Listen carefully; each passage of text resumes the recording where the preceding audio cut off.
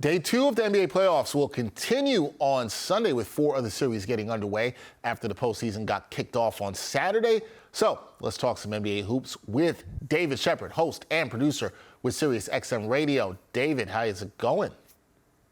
I'm doing really well, Dix. Thanks as always for having me, man. I appreciate it. It's the best time of year. It's the NBA playoffs. I've said it before. It's one of my favorite days of the year when the NBA playoffs starts and we're just fully into playoff mode.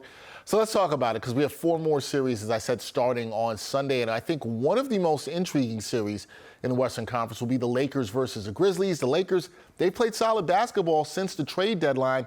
Can the Lake Show upset the Grizz in round 1?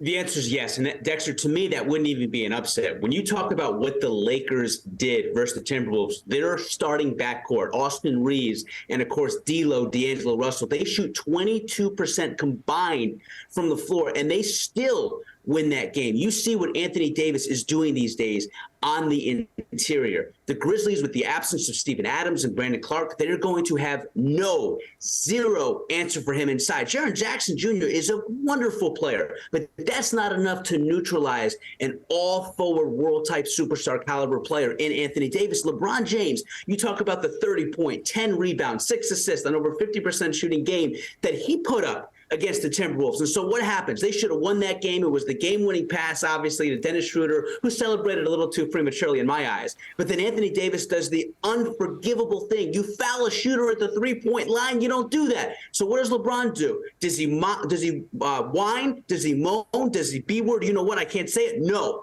He sucks it up, and he just plays through it, and he has more assists in overtime than the entire T-Wolves team combined. It just shows you they are mentally tough, they are locked in, and the Grizzlies, we know the baggage that they have dealt with John Morant, etc. That's a whole nother Pandora's box we can get into. There's not enough time for that. And so this wouldn't even be an upset. You have the experience, and you have the temerity of the Lakers, and you have still the youth of the Grizzlies. Sorry, Dylan Brooks, you haven't really done anything yet. You've won one freaking playoff series in the span of 4 years. The Lakers, they won a recent championship. I got the Lakers in 6. All right, Lakers in 6 is the pick there. No love for the Grizz. Now we move over to the East. The top seed in the East, that will be the Bucks. They start their series with the Heat, who got into the playoffs after knocking off the Bulls in the play-in tournament. These two teams, they played a competitive series in the bubble a few years ago. But is this a series that the Bucks should easily win? Yes, it is. And Dexter, that's a great point. Yes, the Heat got the better end of the Bucks in the bubble, but the last postseason they played, the Heat got swept at the hands of the Milwaukee Bucks. You have Brook Lopez, who's on a mini renaissance. You have Jrue Holiday in year 14, who's still one of the best two-way guards we have in today's NBA. Chris Middleton, we know, is a man on a mission. He was hurt last year. And the reality is we are seeing from Chris Middleton, a guy now playing over 30 minutes per game, so he's not on a minutes restriction. You got the best 6th man in the East and Bobby Portis, Mr. Mayor. Oh, yeah. They also have the best player in the freaking world in Giannis Antetokounmpo. Not to mention the fact that they have a very inferior opponent. Kyle Lowry goes for 33 points in their play-in game. It's the most he's scored in the Heat uniform in 2 years, and they still lose by double digits to a 500 Hawks team in the play-in. So to me, when I look at the Bucks matchup, this is going to be a situation where the Bucks are going to roll over the Miami Heat. And they're lucky they got by the Bulls. If Zach LaVine has even a remote game to what we saw from him in Scotiabank, there's no way the Heat move on. Sorry, Spo. Sorry, Haslam. And sorry, Mr. Riley. This is going to be a gentleman's sweep at best for the Miami Heat. All right, a gentleman's sweep. Moving on back to the Western Conference 4-5 matchup, Clippers and the Suns. My question here is, with Paul George not being on the Clippers, does LA have enough offensive firepower to cool off the Suns? No, they don't have enough offensive firepower to cool off the Suns. You got Kevin Durant, who is the 4th all-time leading scorer, not just in regular season history when it comes to the NBA, but in postseason history. And he has not lost a step. Now, he can't get injured in warm-ups. You know, that's not going to happen in the playoffs, though. I feel like that bad luck is going to be completely out the door, out the window. You got Devin Booker, Mr. 70-point man himself at 20 years old. His offense has not taken a dip whatsoever with KD. There's a reason why that squad is 8-0 when Kevin Durant suits up for the Suns. Chris Paul in the playoffs, he can benefit as an offensive player, and he's going to be even more productive because you have those games in between. He's never worried about playing back-to-backs. DeAndre Ayton, and that contract is behind him, and the the real, I would say, vitriol and the tension between him and Monty Williams, that is a thing of the past.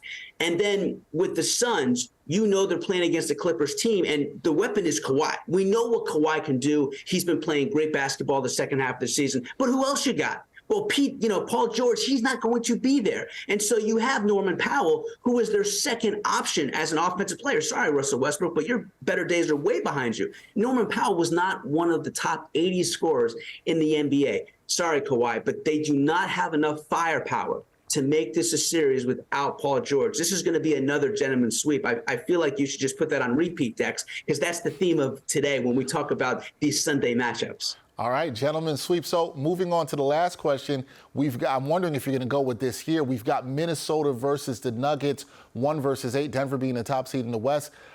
Is this a gentleman's sweep for Minnesota, or do they have a legit chance to pull out an upset? Okay, now that's a great question because a lot of people don't realize this. Minnesota, when they have had Rudy Gobert on the floor this season versus the Denver Nuggets, they are 2-1. Well, why is that? Because there are 4 players in the history of the NBA, Ben Wallace, Dikembe Mutombo, Dwight Howard, and Rudy Gobert, that have won at least 3 DPOY, a.k.a. Defensive Player of the Year awards. And so I say that, and I impress that upon you because you have an unbelievable neutralizer against what I believe is going to be the regular season MVP in Nikola Jokic. Rudy Gobert is long, and he's quick, and he's athletic. And that is how you stop a point center in Nikola Jokic. And so because you have now Karl Anthony Towns, who played out of his mind in the last playing game to get in. Anthony Edwards, he is playing out of his mind. We know he is a superstar in waiting, and that is going to be sooner than later when he actually cements himself with that status. You got Taurean Prince. You have the veteran, the savvy, the intelligent Mike Conley, an individual that I believe will eventually get some Hall of Fame love, believe it or not. I can't believe I'm saying that about Mike Conley. It's supposed to be Greg Oden out of Ohio State, not Mike Conley. But the point is, this guy is in year 16 and playing like he's in year 6. The Minnesota Timberwolves match up really, really well against the Denver Nuggets. And look, the Denver Nuggets were 44-19 at one point. They were running away with the Western Conference, but 9-10 since March. And don't tell me that's all about rest and all about gearing up for the playoff run. No, they didn't have the West wrapped by any means. You go 9-10 in the last month and a half, and you have a 4-game losing streak in March, that is not a good sign of things to come. They're not that proven. Yes, they had a nice run in the bubble 3 years ago where they made the Western Conference Finals. It also helped that Doc Rivers forgot to stop coaching, and Kawhi Leonard and PG3 decided to stop playing. So my thing is, with the Minnesota Timberwolves, this is going to be an incredible matchup that's going to favor them. We've seen 8-1 upsets before. Do not be surprised if you see this again. But to answer your original question, Dexter Henry, no, this will not be a gentleman's sweep. This is going to go 6 or 7. Okay, I almost thought you were going to go out there and say that the Timberwolves are going to win. I was going to be a little bit shocked if that's where you were going, but you seemed like you were setting all that up to you're going to pick the Timberwolves. But no gentleman's sweep. You're not picking the Timberwolves. You're saying a long series. Yeah, it's going to be a long series. I definitely see the Timberwolves winning. My gut tells me you just have too special of a player in the Joker. But with that being said, this is going to go more than 5 games. Okay, 1,000%. Not a gentleman's sweep, more than 5 games. There are your picks for the 4 upcoming series on Sunday. You got it from David Shepard, host for Sirius XM Radio. David, great insight, great energy. Thank you for your time. Hey, my pleasure, man. Always an honor to be on with you, Dexter. Thank you for having me, sir. Anytime.